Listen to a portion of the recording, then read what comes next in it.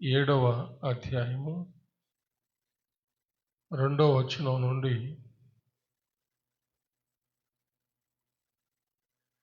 14వ వచనం వరకు చదువుకున్నాం. సమూయేలు మొదటి గ్రంథం 7వ అధ్యాయము 2వ వచనం నుంచి 14వ వచనం వరకు. పాత నిబంధన పుస్తకంలో 228వ పేజీ.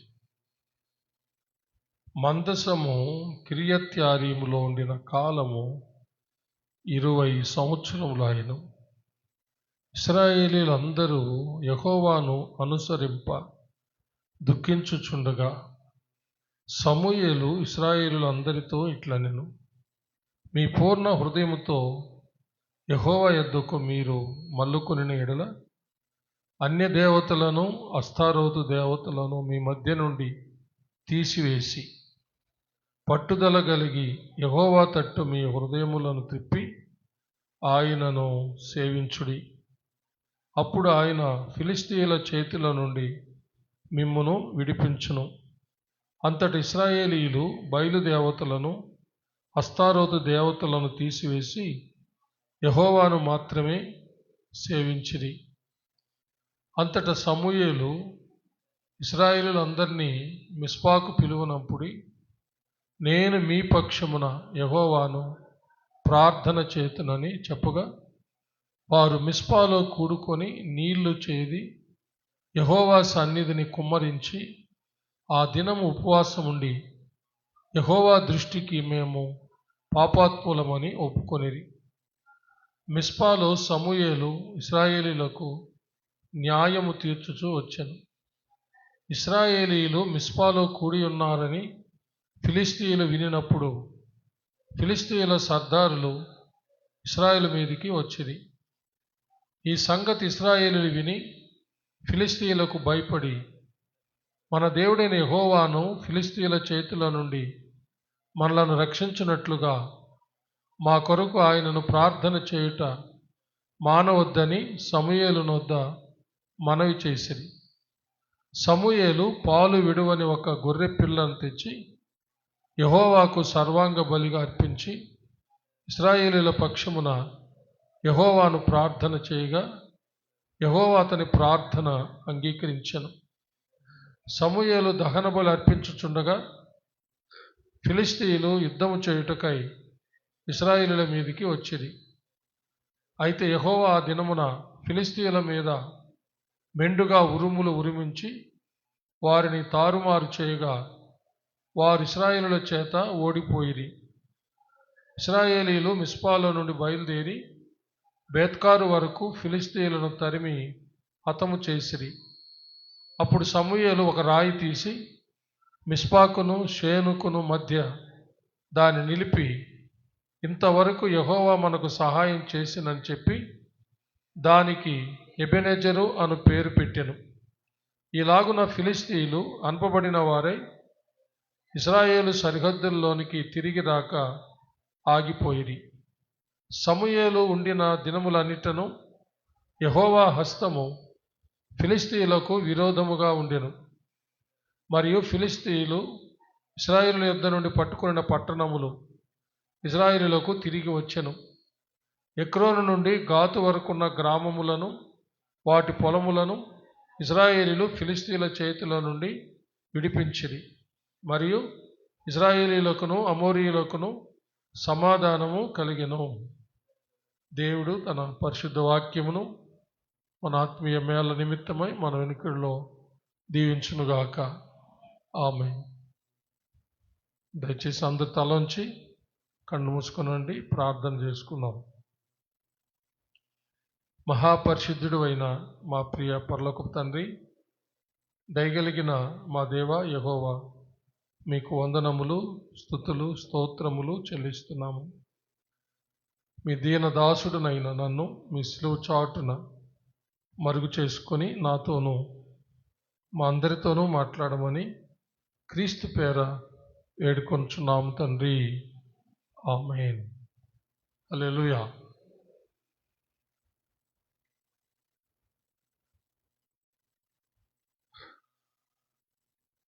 ఇశ్రాయేలీలకు సమూయేలు ప్రవక్తగా, యాజకుడుగా, న్యాయాధిపతిగా ఉన్న దినాలు. సమూయేలు ఇశ్రాయేలీలకు ప్రవక్తగా, యాజకుడుగా, న్యాయాధిపతిగా ఉన్న దినాలు. ఆ సమయంలో శత్రువులైన ఫిలిస్తీయుల చేతిలో ఇశ్రాయేలీలు ఓడిపోతూ ఉన్నారు. ఫిలిస్తీయులు ఇశ్రాయేలీల్ని తరిమి చంపుతూ ఉన్నారన్నమాట. అలాంటి పరిస్థితుల్లో ఇశ్రాయేలీలు వాళ్ళ తప్పు తెలుసుకున్నారు. వాళ్ళు ఓడిపోవడానికి, శత్రువుల చేత తరమబడి చంపబడ్డానికి కారణం వాళ్ళు తెలుసుకోగలిగారు. ఏంటంటే తమ దేవుడైన యెహోవాను విడిచిపెట్టేసి అన్య దేవతలైన బయలు దేవతలను, అస్తారోతు దేవతలను వాళ్ళు సేవించడమే. దాదాపు 20 సంవత్సరాల కాలం, ఇంకా పైన 20 సంవత్సరాల కంటే కూడా చెప్పండి, ఇంకా ఎక్కువ కాలము వాళ్ళు అన్య దేవతలను ఆరాధిస్తూ సేవిస్తూ ఉన్నారు. తమ దేవుడైన యెహోవాను వాళ్ళు మర్చిపోయారు. 20 సంవత్సరాలు పైగా వాళ్ళు అన్య దేవతలను అనుసరించుచు, అన్య దేవతలను సేవించవచ్చు ఉన్నందుచేత తమ దేవుడైన యెహోవాను కూడా వాళ్ళు ఎలా సేవించాలి, ఎలా అనుసరించాలనేది కూడా వాళ్ళకు గుర్తు లేకుండా పోయిందన్నమాట. అంటే దాదాపు 20 సంవత్సరాలు అయిపోయింది కదా. కాబట్టి వారి జీవితాలు అలాంటి దుస్థితిలో ఉన్నాయి. ఆ సమయంలో వాళ్ళు తమ తప్పు తెలుసుకొని, ఇప్పుడు మనము మన దేవుని సేవిస్తే తప్ప, మన దేవుణ్ణి ఆశ్రయిస్తే తప్ప, తిరిగి మన దేవుని యొద్దకు మనము వెళితే తప్ప మనకు ఈ శత్రువుల పైన జయము రాదు. కాబట్టి మనం ఇప్పుడు మన దేవుని యొద్దకు వెళ్తాము, మన దేవుణ్ణి అనుసరిస్తాము అని ఒక నిర్ణయానికి వచ్చారు. అయితే ఎలా అనుసరించాలో తెలియదు, ఎలా సేవించాలో తెలియదు. ఎందుకంటే 20 సంవత్సరాలకు పైగా అయిపోయింది కదా. అప్పుడు వాళ్ళు నిజముగా దుఃఖపడుతుండడం దేవుడు చూసి, దేనికి దుఃఖం? మనము మన దేవుడిని యెహోవాను అనుసరించేటట్టు మనకెవరు చెప్తారు, మనల్ని ఎవరు నడిపిస్తారు అనే దుఃఖం అన్నమాట. అప్పుడు దేవుడు సమూయేలు ప్రవక్తని వాళ్ళ యొద్దకు పంపుతాడు అన్నమాట. హల్లెలూయా. అప్పుడు సమూయేలు ప్రవక్త వచ్చి వాళ్ళకి ఆ యొక్క ఆలోచనలు చెప్తాడు, ఎలా తమ దేవుడైన యెహోవాను అనుసరించాలి, సేవించాలి అనేది చెప్తాడనమాట. అప్పుడు సమూయేలు మొట్టమొదటగా చెప్పింది ఏమిటంటే, చూడండి, సమూయేలు ఇశ్రాయేలు అందరితో 3వ వచనం, సమూయేలు ఇశ్రాయేలు అందరితో ఇట్లా నేను, మీ పూర్ణ హృదయంతో యెహోవా యొద్దకు మీరు మల్లుకొనిన ఎడల. మొదటగా ఏం చెప్పాడంటే, పూర్ణ హృదయంతో మీ దేవుడైన యెహోవా వైపు మల్లుకోండి. అంటే ఏదో ఓడిపోతున్నామని కాదు, మీ పూర్ణ హృదయంతో మల్లుకోండి.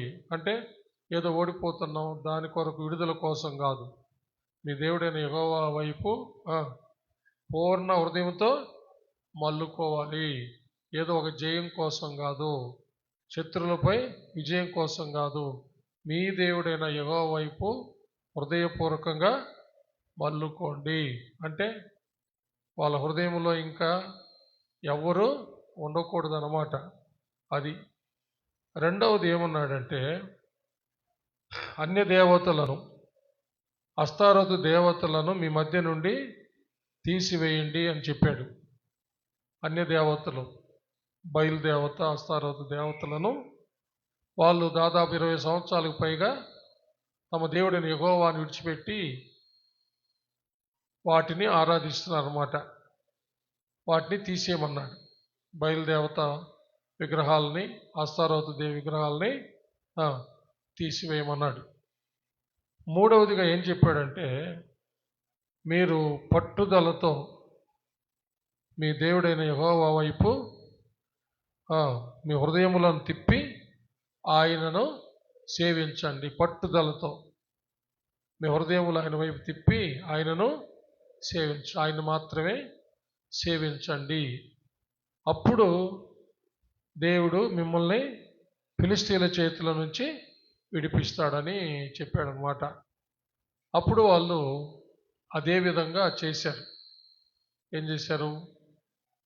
20 సంవత్సరాలుగా దేవునికి దూరం అయిపోయినటువంటి వాళ్ళు తమ దేవునికి హృదయపూర్వకంగా దేవుని వైపు మల్లుకున్నారు, తిరిగారు. తర్వాత అన్య దేవతలను అనగా బయలుదేవతలని, అస్తారోతు దేవతల్ని తీసి పారేశారు. వాళ్ళ మధ్య నుండి తీసేశారు, వాళ్ళ హృదయంలో నుండి కూడా తీసేశారు అన్నమాట. తర్వాత సమూయేలు ప్రవక్త చెప్పినట్టుగానే వాళ్ళు తమ దేవుడైన యెహోవా వైపు తిరిగి పట్టుదలతో ఆయనను సేవించారన్నమాట. హల్లెలూయా. అది సమూయేలు ప్రవక్తకు చాలా సంతోషాన్ని కలిగించింది. దేవునికి కూడా సంతోషం కలిగింది. ప్రవక్తకు సంతోషం కలగడం ద్వారా ఆయన అతి ప్రాముఖ్యమైన మరొక విషయాన్ని వాళ్ళకు చెప్పాడు. ఇప్పుడు మనము ప్రార్థన చేస్తేనే దేవుడు మన ప్రార్థన ఆలకించి శత్రువులపై జయమిస్తాడని సమూయేలు వాళ్ళను మిస్పా అనే కొండపైకి రమ్మన్నాడు. మిస్పా అనే కొండపైకి రమ్మన్నాడు. అందరినీ రమ్మన్నాడు. మీరందరూ కూడి రండి, మీ పక్షమున నేను ప్రార్థన చేస్తాను, మీ పక్షమున నేను ప్రార్థన చేస్తాను అని. అప్పుడు అందరూ వారి వారి యొక్క ఇల్లు వాకిళ్లను విడిచిపెట్టి వాళ్ళందరూ ఆ మిస్పా అనే కొండ మీదకి కూడి వచ్చారన్నమాట. అది ఒక ఎత్తైన ప్రాంతం, కొండ ప్రాంతం. అక్కడికి వాళ్ళు వచ్చి ఏం చేశారంటే, అక్కడ నీళ్ళు చేది పోసి శుభ్రంగా కడిగారు. యెహోవా సన్నిధిని వాళ్ళు ఆ ప్రాంతం అంతటిని ఏం చేశారు? అది కొండ ప్రాంతం అయినందువల్ల వాళ్ళు నీళ్లు చేది పోయాల్సి వచ్చింది. అంటే నీళ్ళు ఎక్కడుంటాయి? ఎప్పుడు లోయల్లో ఉంటాయి అన్నమాట. నీళ్ళు ఎక్కడుంటాయి? లోతైన స్థలాల్లో నీళ్లు ఉంటాయి. కొండ ప్రాంతము నీళ్లు లేని ప్రాంతం. వీళ్ళు దానంతా శుభ్రం చేశారు. ఎలా? నీళ్లు చేది పోశారంట. అంటే ఆ లోయల్లో నుంచి నీళ్లు చేది పోసి శుభ్రంగా కడిగారు. తర్వాత వాళ్ళు ఉపవాసం ఉండి వారు చేసిన పాపాలన్నీ, తప్పులన్నీ, దోషాలన్నీ ఏడుస్తూ పశ్చాత్తాపంతో ఒప్పుకున్నారన్నమాట. వాళ్ళు ఏం చేశారు? వాళ్ళు చేసిన పాపాలన్నీ, దోషాలన్నీ, తప్పులన్నీ ఏడుస్తూ ఒప్పుకున్నారు. ఏడుస్తూ ఒప్పుకునే ప్రార్థనే పశ్చాత్తాప ప్రార్థన అంటారు. అప్పుడు ఫిలిష్తీయులు ఆ సంగతి తెలుసుకొని వాళ్ళని అక్కడి నుంచి చెదరగొట్టడానికి బయలుదేరి వచ్చారన్నమాట. ఎవరిని? ఇజ్రాయేలీని. ఏం చేస్తున్నారు? వాళ్ళు ప్రార్థన చేస్తున్నారు. వాళ్ళందరూ పశ్చాత్తాపడుతున్నారు. సమూయేలు వాళ్ళ పక్షంగా ప్రార్థన చేస్తూ ఉన్నాడు. అంటే అక్కడ ఒక పెద్ద ప్రార్థన బృందం ఆడ కూర్చో ఉన్నారనమాట. ఉపవాస ప్రార్థన బృందం. ఏంటది? ఉపవాస ప్రార్థన బృందం అక్కడ ఉంది. వాళ్ళు యుద్ధం చేయడానికి అక్కడ లేరు. యుద్ధం చేయడానికి వాళ్ళు వచ్చి నిలబడలే. సాధారణంగా యుద్ధం జరిగేది ఎప్పుడు? ఒక రాజ్యం వాళ్ళు యుద్ధాన్ని ప్రకటిస్తారు. ఆ యుద్ధాన్ని చేయడానికి శత్రురాజులు లేక ఇతర రాజులు ఎదుర్కోవడానికి వస్తారు. అది ఎక్కడ? ఒక చదునైన భూమిలో. ఎక్కడ? ఒక చదునైన భూమి. అక్కడ యుద్ధానికి రెండు రాజ్యాల సైన్యాలు యుద్ధం చేసేదానికి అనువైన ఏరియా, అనువైన స్థలంలో వాళ్ళు యుద్ధం చేస్తారనమాట. కానీ ఇది ప్రార్థనా బృందం ఇక్కడ ఉండేది. ఎక్కడ? మిస్పా కొండపైన ఉపవాస ప్రార్థనా బృందం ఉంది. మరి ఇప్పుడు వాళ్ళ మీదకి యుద్ధానికి వచ్చారు. ఏంటి? వీళ్ళు యుద్ధం ప్రకటిస్తే శత్రువులు రావాలి. వీళ్ళు ప్రార్థన చేసుకుంటున్నారు తమ దేవుడైన యెహోవాకి. ఉపవాసం ఉండి పశ్చాత్తాపడుతూ ఉన్నారు. అది తెలుసుకొని వాళ్ళు యుద్ధానికి వచ్చారంట. దాని ఉద్దేశం ఏమిటంటే వాళ్ళని ఎలాగైనా తమ దేవుడైన యెహోవాకు ప్రార్థన చేయడం ఆపేయాలి. ఎందుకంటే వాళ్ళకు తెలుసు, వాళ్ళ దేవుడైన యెహోవాకు వాళ్ళు ప్రార్థన చేస్తే వారి పక్షాన వాళ్ళ దేవుడైన యెహోవా లేస్తాడు, మనము వాళ్ళ ఎదుట నిలవలేము అని అందరికీ తెలుసు. ఫిలిష్తీయులకు తెలుసు, మోయాబీలకు తెలుసు, ఎంతమంది ఇశ్రాయేలీలకు శత్రువులు ఉన్నారో అందరికీ తెలుసు. ఇప్పటి ప్రపంచానికి కూడా తెలుసు. హలో, ఎప్పటి ప్రపంచం? ఇప్పుడున్న ప్రపంచానికి కూడా తెలుసు. అన్ని దేశాలకు తెలుసు. ఇశ్రాయేలు పక్షంగా దేవుడు లేస్తే మనం ఎవ్వరమే నిలవలేమని ఇప్పటికి కూడా తెలుసు. అందుకనే ఇశ్రాయేలు అంటే ప్రపంచంలో అన్ని దేశాలకి భయమే. హలో, కానీ చాలామందికి తెలియదు. అదెంత చిన్న దేశం, దాన్ని లేపేస్తాము అనుకుంటూ ఉన్నారు. కానీ వాళ్ళు నమ్ముకున్న నిజమైన దేవుడు, వాళ్ళని ఏర్పరచుకున్న నిజమైన దేవుడు, సర్వశక్తిగల దేవుడి సర్వస్వాన్ని సృష్టించిన దేవుడు. ఆయన చేయి చాస్తే ఆ చేతిని వెనక్కి తిప్పగలవాడు ఎవ్వరు లేరంట. కాబట్టి ఆయన సహాయం చేయడానికి చేయి చాస్తే ఎవరికి సహాయం చేయడానికి చేయి చాచాడో వాళ్ళకి సహాయం వచ్చి తీరుతుంది, జయం వచ్చి తీరుతుంది. కాబట్టి వాళ్ళు ప్రార్థన చేస్తున్నటువంటి ఆ బృందాన్ని చెదరగొట్టేయాలి.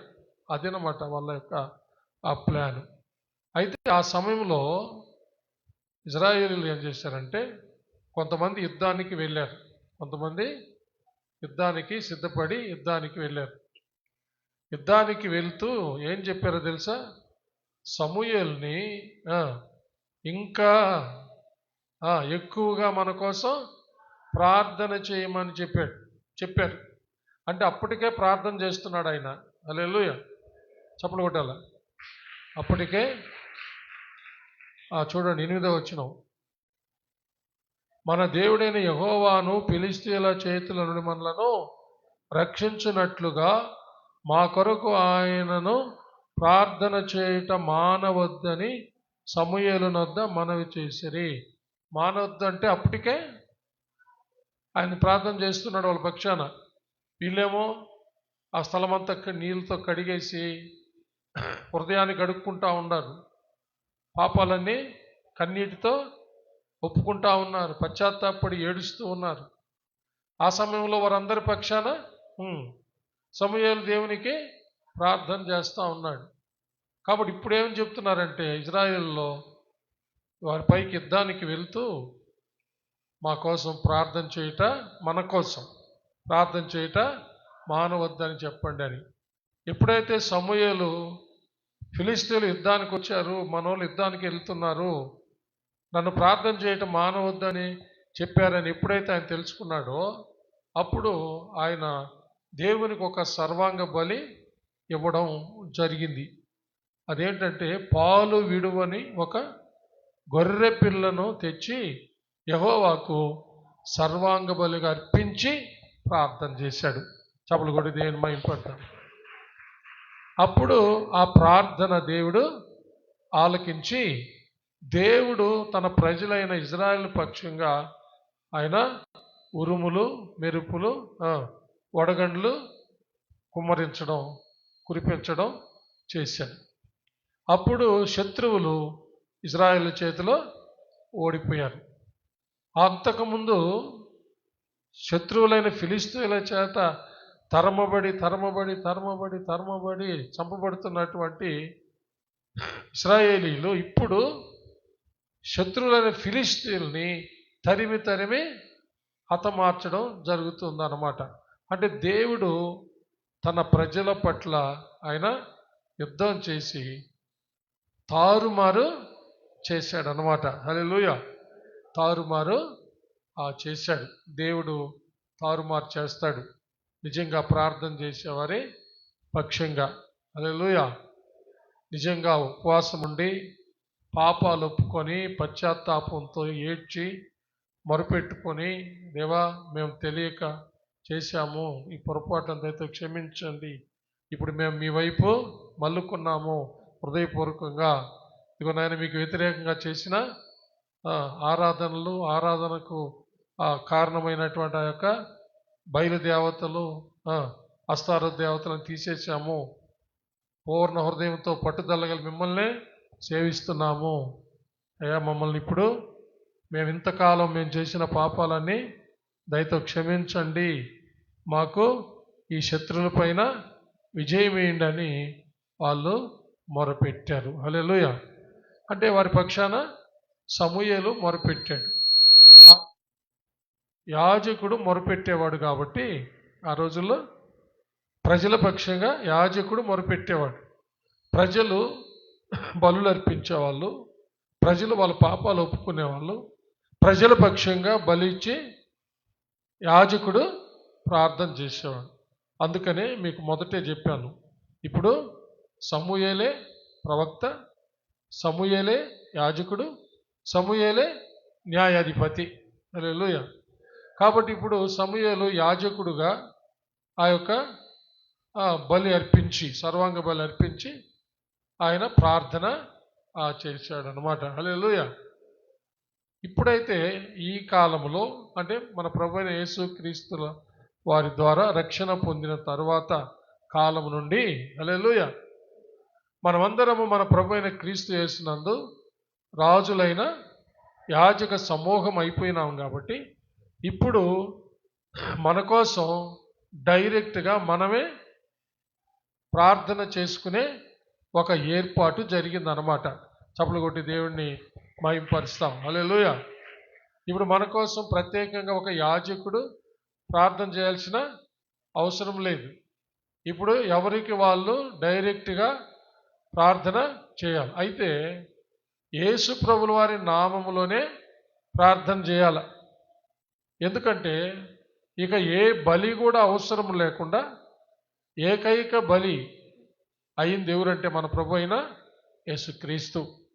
ఇక ఏ బలి అవసరం లేకుండా ఆ రోజు మిస్పా కొండపైన సమూయేలు ఒక లేత గొర్రె పిల్లని తీసుకొని బలిగా, సర్వాంగ బలిగా ఇచ్చాడనమాట. అది ఎవరిని చూపిస్తుందంటే మన ప్రభు అయిన యేసుక్రీస్తుని. కాబట్టి ఇంక యేసయ్య బలి అయిపోయాడు కాబట్టి ఇంకా ఏ బలి కూడా అవసరం లేదు. కాబట్టి ఇప్పుడు మనము యేసు నామంలో ప్రార్థన చేస్తే యేసు ప్రభుల వారు బలి అయ్యాడు కదా, ఆ బలి ద్వారా మనము తండ్రిని ప్రార్థన ద్వారా ఆశ్రయిస్తున్నామని అర్థం. హల్లెలూయా. కాబట్టి యేసు నామంలో ప్రార్థన చేస్తే తప్పకుండా తండ్రి మన ప్రార్థన ఆలకిస్తాడు, మనకు జవాబు ఇస్తా. ఆ ఏర్పాటు దేవుడు చేశాడు అనమాట. హల్లెలూయా. అందుకనే అపోస్తలుడైన పౌలు గారు కూడా ఏమన్నాడంటే, తిమోతికి రాసినటువంటి మొదటి పత్రిక 2వ అధ్యాయము 5వ వచనంలో మనకు మధ్యవర్తి ఎవరు లేరు, యేసుక్రీస్తే మధ్యవర్తి అని చెప్పాడు. చదవండి. దేవుడు ఒక్కడే దేవునికి నరులకును మధ్యవర్తి ఒక్కడే, ఆయన క్రీస్తు యేసును నరుడు. హల్లెలూయా. కాబట్టి ఇక మనకు మధ్యవర్తి, ప్రధాన యాజకుడు ఈ భూమి మీద ఎవరు లేరు. పరలోకంలో తండ్రి కుడి పార్శ్వన ఉన్నాడు ప్రధాన యాజకుడైన మన ప్రభు అయిన యేసుక్రీస్తు. అంతే. ఆయన నామంలో మనము ప్రార్థన చేస్తే తండ్రి ఆ ప్రార్థన ఆలకించి మనకు జవాబిస్తాడు. హల్లెలూయా. అందుకని ఇప్పుడు మనము ఎవరి వైపు అంటే వాళ్ళ వైపు పరిగెత్తాల్సిన అక్కర్లేదు ప్రియులారా. విశ్వాసంతో యేసయ్య నామములో ప్రార్థన చేయడమే. ఆయా సందర్భాల్లో ఉపవాసం ఉండి ప్రార్థన చేయడం, ఉపవాస దినాల కొరకు ప్రతిష్ఠించుకొని ప్రార్థన చేయడమే. హల్లెలూయా. ఈ రోజుల్లో ఇంకా ఈ సత్యాన్ని పక్కన పెట్టి ఎవరెవరి వైపు పరిగెత్తుతూ ఉన్నారు. ఎవరెవరి వైపు అంటే ఆ పాస్టర్ అని, ఈ పాస్టర్ అని, ఆ పాస్టర్ అమ్మని, ఈ పాస్టర్ అమ్మని, ఆ ప్రవక్తనని, ఈ ప్రవక్తనని ఇలాగ పరిగెత్తుతూ ఉన్నారన్నమాట. అసలు వాక్యాన్ని బట్టి అర్థం చేసుకుంటే ఒక నిజ క్రైస్తవుడు ఎక్కడికి ఎవరి దగ్గరికి పరిగెత్తాల్సిన అవసరమే లేదు. హల్లెలూయా. నువ్వు నిజంగా రియల్ క్రిస్టియన్ అయితే, యేసుక్రీస్తును సొంత రక్షకుడుగా అంగీకరించి ఆయన అడుగుజాడల్లో నడుస్తున్న వాడివైతే నీవు ఎలాంటి సందర్భమైనా, ఎలాంటి స్థితి అయినా, అది భయంకరమైన కలవరంతో కూడిందైనా, మరణాపాయమైన వ్యాధైనా, సమస్య అయినా, దిక్కుదోచని పరిస్థితులైనా, మహాభయంకరమైన సునామీ తుఫాను లాంటివైనా, భయంకర భూకంపం లాంటి పరిస్థితులైనా నీవు ఎక్కడికి పరిగెత్తాల్సిన అవసరమే లేదు. నీవున్న చోటే హల్లెలూయా నీలో నివాసం ఉంటున్న దేవునికి నీవు డైరెక్ట్గా ప్రార్థన చేసుకోవచ్చు. నీవే దేవాలయం, నీలోనే దేవుడు ఉన్నాడు. హల్లెలూయా. నీలో ఉన్న దేవునికి నువ్వు విశ్వాసంతో యేసయ్య నామములో ప్రార్థన చేయడమే. నిజంగా ఈ సత్యాన్ని గ్రహించి నా దేహం దేవుని ఆలయము, నాలో నా దేవుడు ఉన్నాడు, నాలో ఉన్న నా దేవునికి యేసయ్య నామములో నేను ప్రార్థన చేసుకుంటున్నాను అని నిజంగా నువ్వు ఎరిగితే, నీవు అలాగా ఎరిగి నమ్మి ప్రార్థన చేసిన వెంటనే నీలో ఉన్నటువంటి దేవుడు నీకు ఉత్తరం ఇస్తాడు, సహాయం చేస్తాడు. హల్లెలూయా. ఇది అసలైనటువంటి ఏర్పాటు దేవుడు చేసింది. చప్పలు కొట్టి దేవుని మహిమ పెడతాం. కానీ ఈ రోజుల్లో ఎక్కడెక్కడో ప్రార్థన గ్రూపులని, ఆ గ్రూపుల్లో ఈ గ్రూపుల్లో వాళ్ళ వైపు వీళ్ళ వైపు బైబిల్ చదివేది లేదు, సంఘములో ఉపవాస కూటాలకు వచ్చేది లేదు, సెల్ ఫోన్లో వాక్యాలు చదవడం, ఆ పాస్టర్ వేసింది, ఈ పాస్టర్ వేసింది, ఆ బ్రదర్ వేసింది, ఈ బ్రదర్ వేసింది, వాళ్ళు పంపించేది, వీళ్ళు పంపించేది చదవడం, ఆ గ్రూప్లో రవంతా ఈ గ్రూప్లో రవంతా ప్రార్థనలు చేయడం, అసలు దేవుని సన్నిధిలో తనను తాను తగ్గించుకొని హల్లెలూయా గదిలోకి వెళ్ళి తలుపు వేసుకొని రహస్యమందు చూచి ప్రతిఫలం ఇచ్చే దేవునికి ప్రార్థన చేయడం లేదు.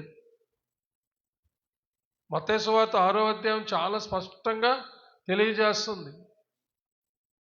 నీవు అడగక ముందే నీ అవసరతలన్నీ ఎరిగిన దేవునికి, నీ అవసరతలన్నీ తీర్చే దేవునికి నీవు గదిలోకి వెళ్ళి రహస్యమందు చూచు తండ్రికి నువ్వు ప్రార్థన చేస్తే ఆయన నీకు ప్రతిఫలము ఇస్తాడని రాయబడింది.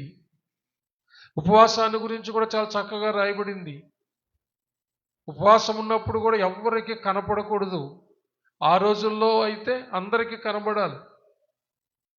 అందరికి కనబడేటట్టు గోనుపట్ట కట్టుకోవాలా, బూడిదలో కూర్చోవాలా, బూడిద పైన పోసుకోవాలా, భయంకరంగా అరుస్తూ ఏడుస్తూ రోదన చేస్తూ ప్రార్థన చేయాలి బహిరంగ స్థలాల్లో. అయితే ఇప్పుడు దేవుడు చెప్పింది రహస్యంగా ప్రార్థన చేయమని. ఉపవాసం ఉన్నట్టు కూడా ఎవ్వరికి దండోరా వేయకూడదు ప్రియులారా. శుభ్రంగా తలంటుకొని, శుభ్రమైన వస్త్రాలు ధరించుకొని గదిలోకి వెళ్ళి ఉపవాసం ఉండి ప్రార్థన చేయాలని స్పష్టంగా 6వ అధ్యాయంలో రాయబడింది. అప్పుడు రహస్యమందు నిన్ను చూస్తున్న దేవుడు నీకు ప్రతిఫలం ఇస్తాడంట. చప్పలు కూడా దేవుని మహిమ పెడతాడు. దేవుని చిత్తానికి వ్యతిరేకమైన ప్రకటనలు కూడా వస్తూ ఉన్నాయి. మా పాస్టర్ ఇన్ని రోజులు ఉపవాసం ఉంటాడు అని ప్రకటన చేసి ఆ కోడికలకు రమ్మని పిలుస్తున్నాను. ఇండియాలో ఉన్నారండి, అమెరికాలో ఉన్నా కూడా రండి, ఏ దేశంలో కూడా ఉన్నారండి. మా పాస్టర్ ఇన్ని సంవత్సరాలు, ఇన్ని నెలలు, ఇన్ని రోజులు ఉపవాసం ఉంటాడు, కాబట్టి మీరు వస్తే మీకు బాగవుతుందని చెప్తున్నారు. అసలు ఉపవాసం ఉన్నట్టు అసలు ఎవరికి తెలియకూడదని బైబిల్ చెప్తా ఉంటే ఇదేంటిది? ఇది సైతాను స్వభావం. తను తాను కనపరుచుకోవడం, గొప్ప చేసుకోవడం అంతా సైతాను ప్రభావం. అసలు నిజంగా ప్రజలను, విశ్వాసుల్ని చైతన్యం చేయాలా, చైతన్యవంతులు చేయాలి. వాళ్ళు దేవుని సన్నిధిలో విశ్వాసంతో రాత్రైనా పగులైనా ఏ సమయంలోనైనా భయము, ఆందోళన, వేదన కలిగినప్పుడు వాళ్ళు ఉన్న చోటనే ఏ భయము, బెదురు లేకుండా ధైర్యంగా తమలో నివసిస్తున్న దేవునికి విశ్వాసంతో ప్రార్థన చేస్తే వెంటనే వారిలో ఉన్న దేవుడు వెంటనే సహాయము చేస్తాడు. హల్లెలూయా. చప్పలు కొట్టి దేవుని మహింపండి. ఇది సత్యం ప్రియులారా, ఇది సత్యము. దయచేసి అర్థం చేసుకోండి. చాలామందికి డిప్రెషన్ వచ్చింది. ఎప్పుడు ఏకాజామం మేలు అవుతుందా, అయ్యో ఆ బ్రదర్ ప్రోగ్రాం అయిపోద్దేమో అని రాత్రి పండుకునేటప్పటి నుంచే టెన్షన్ అన్నమాట. ఇంక నిద్రలే, అయిపోద్దేమో ఆ బ్రదర్ ప్రోగ్రాం అయిపోద్దేమో, దానికోసం నిద్ర లేకుండా, ఆ ప్రోగ్రాం కోసం కనిపెట్టి నిద్ర లేకుండా డిప్రెషన్ వచ్చేసి చాలామంది నన్ను సంప్రదిస్తే ప్రార్థన చేయమని నేను వాళ్ళు డైలీ యాక్టివిటీస్ అడిగి కనుక్కున్నా. మీరు రోజు ఏం చేస్తారో చెప్పండి అని. అప్పుడు వాళ్ళు చెప్పారు, అది ఏకోజామున ప్రేయర్ గ్రూప్కి కలుసుకోవాలని, పడుకున్నప్పటి నుంచి ఎప్పుడు మిస్ అయిపోతామేమో అని దానికోసం ఎదురు చూసి ఆ ప్రేయర్కి కూడా కలుసుకుంటున్నాను పాస్టర్. ఏంది? ఆ ప్రేయర్కి కూడా కలుసుకుంటున్నాను, అయినా నాకు బాగలేదంటే నువ్వు ఆ ప్రేయర్కి కలుసుకోవడం వల్లే బాగలేదని చెప్పాను నేను. ఏంది? ప్రేయర్ మంచిదే, హలో, ప్రార్థన మంచిదే.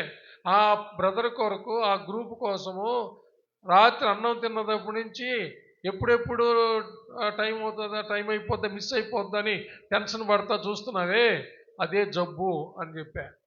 ఇదే వాస్తవం. మళ్ళీ చెప్తున్నా, ఈరోజు కూడా ఎంతమంది వింటున్నారో అందరికీ చెప్తున్నా, నా అనుభవంలో చెప్తున్నా. అనేక మంది డిప్రెషన్కి గురైతే వాళ్ళకి చెప్పి, నీవు తనీగా పోయి దేవుని సన్నిధిలో తలుపేసుకొని వాక్యం చదివి ధ్యానించి రహస్యమందున ప్రభుకి నీ కష్టాలు చెప్పుకో, నీ బాధలు చెప్పుకో, కన్నీరు విడిచాడు పాదాలు తడుపు, నిన్ను దాటిపోడు, నీ దగ్గరికే వస్తాడు, నీలోనే ఉన్నాడు, అసలు నీకు సహాయం చేస్తాడని చెప్తే అప్పుడు వాళ్ళు మార్చుకొని ఆ డిప్రెషన్ తొలగిపోయి హ్యాపీగా వాళ్ళ సంఘాల్లోనే ఉన్నారు. చప్పలు కొట్టి దేవుడిని మహింపరుస్తాం. కాబట్టి అసలు దేవుడు ఏర్పాటు చేసినటువంటి ఏర్పాటు ప్రకారం మనము ప్రార్థనలు, యాచనలు, విజ్ఞాపనలు మనము చేయాలి. హల్లెలూయా. అప్పుడే ఆ రోజంటే ఆ రోజుల్లో యాజకుడే చేయాలి కాబట్టి సమూయేలు చేశాడు, అంతే. హల్లెలూయా. ఇప్పుడు నీకు నీవే, నాకు నేనే డైరెక్ట్గా చేసుకోవచ్చు. అయితే సంఘంలో సంఘ కార్యక్రమం ఇది. హల్లెలూయా.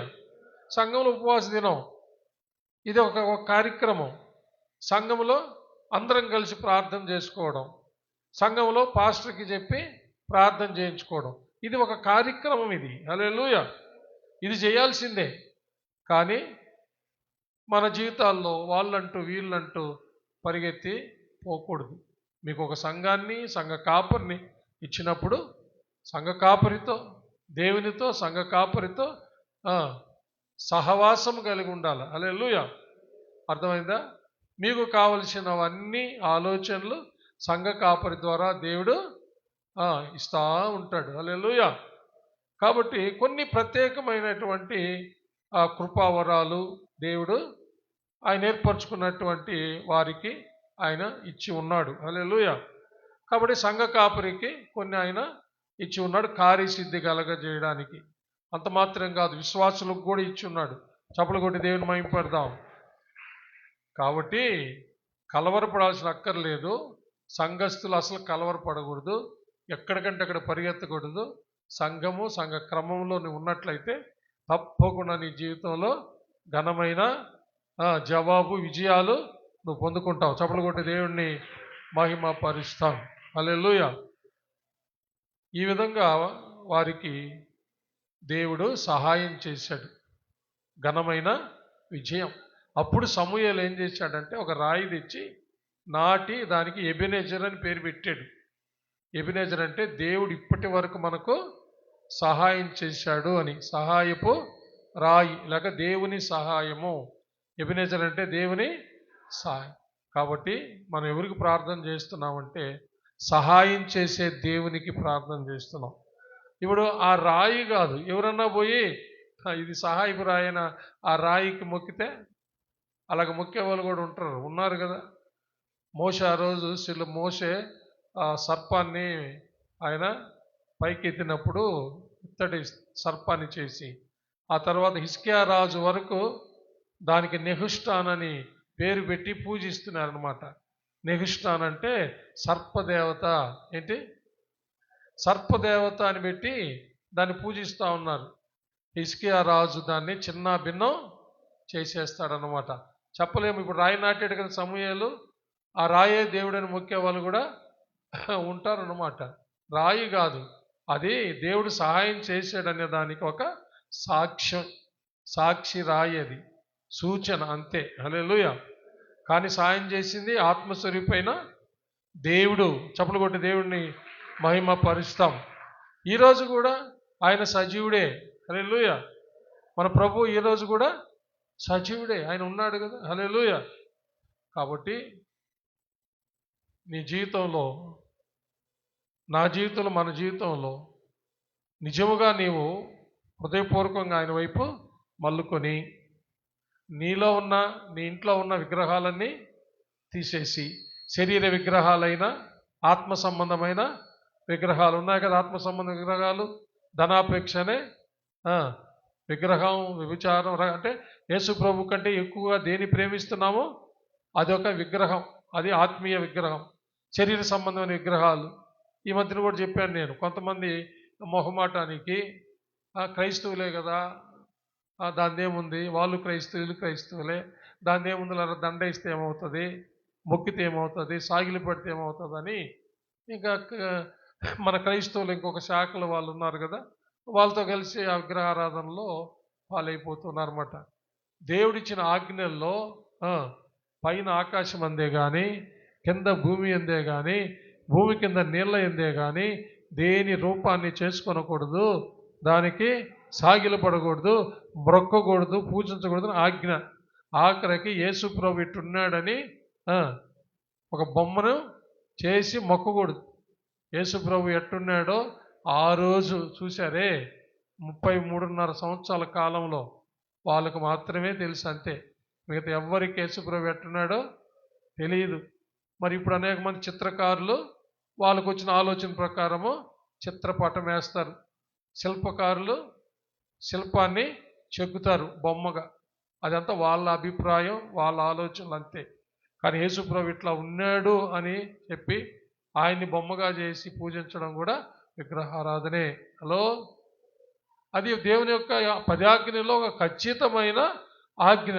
కాబట్టి శరీర విగ్రహాలు ఉండకూడదు, ఆత్మ సంబంధమైన విగ్రహాలు అన్నీ తీసేసి హృదయపూర్వకంగా ఆయన వైపు మల్లుకొని పట్టుదలతో ఆయనను సేవించాలి.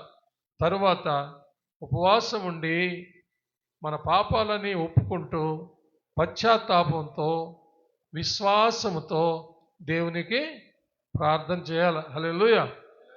అలాంటి వారి పక్షాన దేవుడు ఎబెనెజరై లేచి సహాయము చేస్తాడు, తారుమారు చేస్తాడు.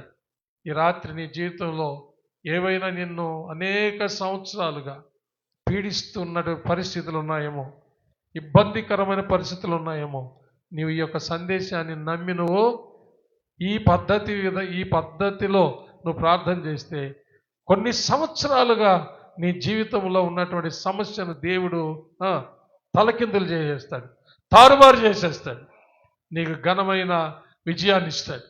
దేవుడట్టి కృప మనకందరికీ, ఈ వాక్యం వింటున్న ప్రతి ఒక్కరికి, నమ్ముతున్న ప్రతి ఒక్కరికి దేవుడు దయచేయనుగాక. ఆమేన్. హల్లెలూయా. అందరూ మోకరించండి.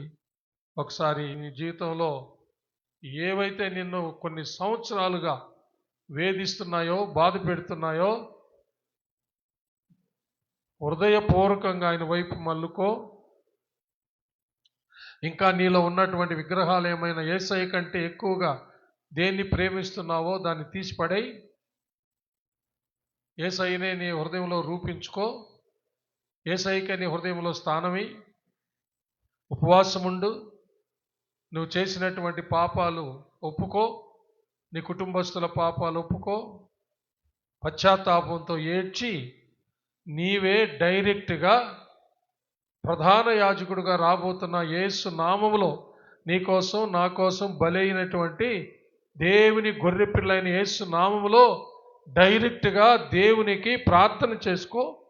తప్పకుండా దేవుడు నీ ప్రార్థన ఆలకించి ఏ విషయాలు కొన్ని సంవత్సరాలుగా నిన్ను పీడిస్తున్నాయో, నువ్వు ఓడిపోతున్నావో, అపజయం పాలవుతున్నావో, దేవుడు తారుమారు చేస్తాడు.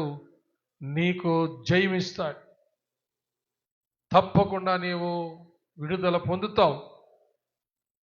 అవి ఇక ఉండవు. నీవు నేను నమ్ముకున్న దేవుడు ఎబెనెజరు, సహాయం చేసే దేవుడు, ఆపత్కాలాల్లో నమ్ముకొనదగిన సహాయకుడు, నిజముగా ప్రార్థించే వారి పక్షముగా లేచే దేవుడు, యుద్ధం చేసే దేవుడు నీ పట్ల ఘనమైనటువంటి కార్యాలు చేస్తాడండి. తల్లక్రిందులు చేస్తాడు. ఈరోజు సందేశం అదే. భయపడకు, దిగులు పడకు. ఒకవేళ కొన్ని సంవత్సరాలు కావచ్చు, దాదాపు 20 సంవత్సరాలు ఫిలిష్తీయుల చేతిలో తరమబడి ఓడిపోతున్నారు ఇశ్రాయేలీలు. దాదాపు 20 సంవత్సరాలకు పైగా ప్రియులరా. ఆ తరువాత దేవుడు వారు ఎప్పుడైతే దేవుని వైపు పూర్ణంగా మల్లుకున్నారో, అన్య దేవతలను అస్తరోదేవతను తీసి పడేశారో, దేవుని వైపు హృదయపూర్వకంగా మల్లుకొని పట్టుదలతో ఆయన్ని సేవించారో, ఉపవాసం ఉండి ప్రార్థన చేశారో, అంటే వారి పక్షాన సమూహలు చేశారనుకోండి. ఇప్పుడు అదే విధంగా నీవు నేను చేస్తే తప్పకుండా ఆ రోజు ఇచ్చిన విజయం ఈరోజు నీకు ఇస్తాడు దేవుడు. హల్లెలూయా, హల్లెలూయా. దిగులు పడకండి, కృంగిపోబాకండి. ఏదైనా పొరపాట్లుంటే ఒప్పుకోండి, విడిచిపెట్టండి. ఇక మళ్ళా చేయబాకండి, వెనుదిరగబాకండి. అడుగు, ఎబెనెజరు, నా సహాయకుడా యేసయ్యా, ఎబెనెజరు, ప్లీజ్ హెల్ప్ మీ, దయచేసి నాకు సహాయం చేయండి.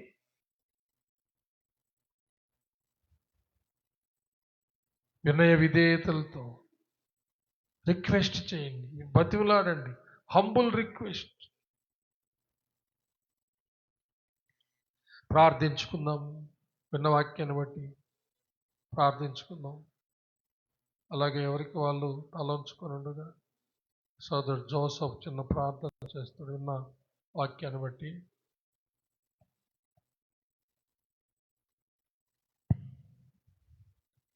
దయగలిగిన మా ప్రభువా యేసయ్యా, మీకు వందనములు, స్తోత్రములు, స్తోత్రములు, స్తోత్రములు ప్రభువా. రాత్రికాల సమయంలో తన్ని నా ప్రభా నాయన మీ సన్నిధిలోనికి మమ్మల్ని అందరినీ నడిపించి తన్ని నా ప్రభా నాయన దేవా స్తోత్రము తన్ని నా ప్రభా నాయన మేమందరము తన్ని నా ప్రభా మీ వైపు చూచి తన్ని నా ప్రభా ఆయన ఆరాధన చేసేటటువంటి కృపా భాగ్యం మాకు ఇచ్చిన దేవా మీకు వందనములు, స్తోత్రములు, స్తోత్రములు, స్తోత్రములు ప్రభా నాయన. మమ్మల్ని ప్రేమించి తన్ని నా ప్రభా నాయన మీరు ఇచ్చినటువంటి వర్తమానమును బట్టి మీకు వందనములు, స్తోత్రములు, స్తోత్రములు ప్రభా. నాడు తన్ని నా ప్రభా సమూయేలు తన్ని నా ప్రభా నాయన దేవా స్తోత్రములు ప్రభా.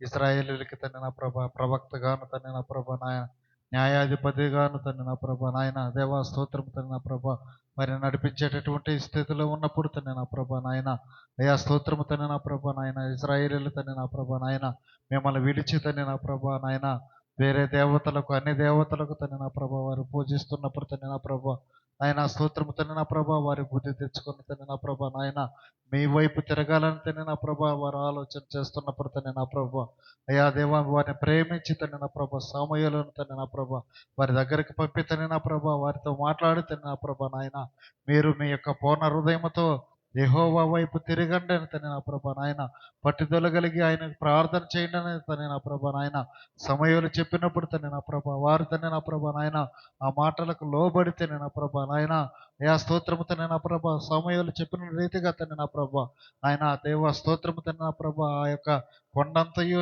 నిష్పాలో కూడుకుని తండ్రి నా ప్రభా కొండంతయు తండ్రి నా ప్రభా శుభ్రము చేసి తండ్రి నా ప్రభా నాయన అయా స్తోత్రము తండ్రి నా ప్రభా అదే సమయమందు తండ్రి నా ప్రభా వారి యొక్క హృదయాలలో పాతుకొని పోయినటువంటి ఆ పాపములను తండ్రి నా ప్రభా కడిగి పవిత్రపరచుకుని తండ్రి నా ప్రభా ఆయన మీ వైపు చూచి తండ్రి ప్రార్థన చేసినప్పుడు తండ్రి నా ప్రభా పట్టుదలతో ప్రార్థన చేసినప్పుడు తండ్రి నా ప్రభా అయా స్తోత్రము తండ్రి నా ప్రభా వారి మీదకు వచ్చినటువంటి తండ్రి నా ప్రభా నాయన అయా దేవ ఆ యొక్క ఫిలిస్తీయులను తండ్రి నా ప్రభా నాయన అయా మీరు తారుమారు చేసి తండ్రి నా ప్రభా నాయన మీ ప్రజలైనటువంటి ఇశ్రాయేలీయులకు తండ్రి నా ప్రభా గొప్ప తండ్రి నా ప్రభా విజయము అనుగ్రహించినటువంటి దేవా మీకు వందనములు స్తోత్రములు ప్రభా అయా స్తోత్రం తండ్రి నా ప్రభా ఆనాడైతే తండ్రి నా ప్రభా నాయన యాజకుడు మాత్రమే తండ్రి నా ప్రభా మీరు మీకు ప్రార్థన చేయాలని తండ్రి నా ప్రభా నాయన అయ్యా ఈనాడు తండ్రి నా ప్రభా నాయన అయ్యా మా ప్రభు అయినటువంటి యేసుక్రీస్తు ద్వారా తండ్రి నా ప్రభా అందరము తండ్రి నా ప్రభా రాజులైనటువంటి యాజక సమూహముగా తండ్రి నా ప్రభా మమ్మల్ని చేసి తండ్రి నా ప్రభా నాయన మేము తండ్రి నా ప్రభా ఎప్పుడైనాను ఏ సమయం అందైనాను తండ్రి నా ప్రభా నాయన మీ వైపు చూసి తండ్రి నా ప్రభా నాయన అయ్యా ఉపవాసంతో మేము ప్రార్థన చేస్తున్నప్పుడు తండ్రి నా ప్రభా నాయన కఠినమైనటువంటి తండ్రి నా ప్రభా నాయన మాలో ముడిపడి ఉన్నటువంటి సమస్యలకు తండ్రి నా ప్రభా పరిష్కారం మీరు చేస్తారని తండ్రి నా ప్రభా నాయన మాకు తెలియజేసినటువంటి మా దేవ మీకు వందనములు స్తోత్రములు స్తోత్రములు స్తోత్రములు తండ్రి నా ప్రభా ఈ దినాన తండ్రి నా ప్రభా నాయన దేవా అయ్యా ఉపవాసంతో ఉండి తండ్రి నా ప్రభా నాయన మీ వైపు చూస్తూ తండ్రి నా ప్రభా ప్రార్థన చేస్తున్నటువంటి తండ్రి నా ప్రభా మా యొక్క అందరి ప్రార్థన తండ్రి నా ప్రభా మీరు ఆలకించమని తండ్రి నా ప్రభా అయా స్తోత్రము తండ్రి నా ప్రభా ఆనాడు తండ్రి నా ప్రభా వారికి ఎబినేజర్గా ఉండి తండ్రి నా ప్రభా నాయన వారికి సహాయం చేసి తండ్రి నా ప్రభా ఆ యొక్క తండ్రి నా ప్రభా ఫిలిస్తీయుల చేతిలో నుంచి తండ్రి నా ప్రభా వారిని విడిపించేవే తండ్రి నా ప్రభా నాయన 20 సంవత్సరాలుగా తండ్రి నా ప్రభా వారి ద్వారా తరమబడుతున్నటువంటి వారు తండ్రి నా ప్రభా నాయన ఇది నా తండ్రి నా ప్రభా గొప్ప విజయాన్ని ఇచ్చేవు తండ్రి నా ప్రభా నాయన